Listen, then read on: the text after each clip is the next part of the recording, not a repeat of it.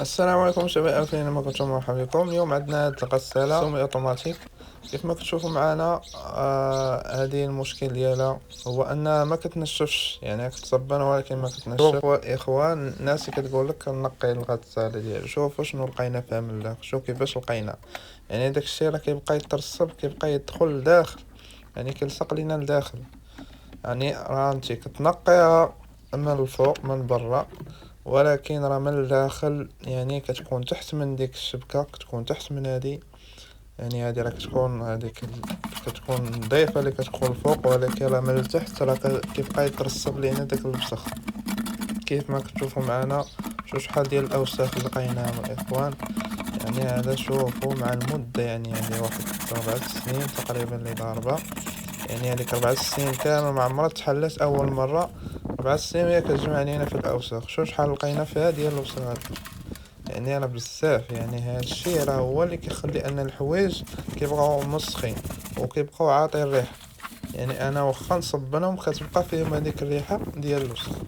كيما كتشوفوا معنا، من بعد ما حلينا نقيناها من الداخل، يعني كاع داك الاوساخ خيطناهم باش نركبوا ليها هذيك القطعه المسؤوله على العصير ومسؤوله على التصبين. هذه هي القطعه الاخوان اللي لقيناها ماشيه. يعني كانت كتعطي صداع في العصير ومن بعد توقفات.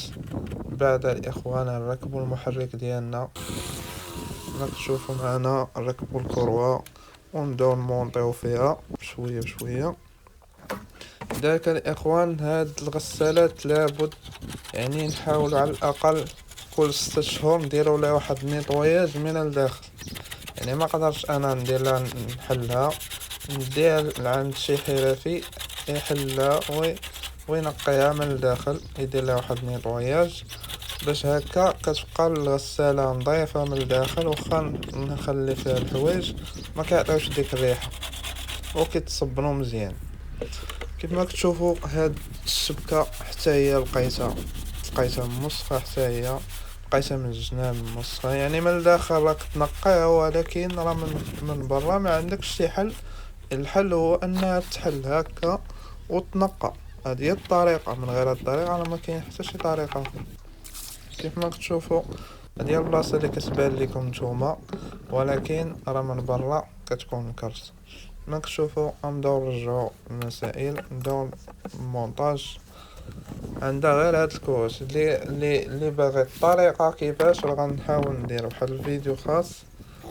هذه هي الطريقة الاخوان، راه ساهل. عندها واحد 4 فيسات من الجناب كنحلوهم، وكان وكنهزو هداك الغطاء ونحلو هذيك الفراكة، وعندها واحد البورو 4 كنحلوهم ونيطويو، ومن بعد نرجعو داكشي لبلاصتو. كما كتشوفوا هي الغسالة ديالنا رجعت نظيفة من الداخل، وما بقاش كتعطي الصداع في العصير وكتعصر مزيان. اللي عنده شي سؤال يخليه في التعليقات، غنجاوب جميع الأسئلة. السلام.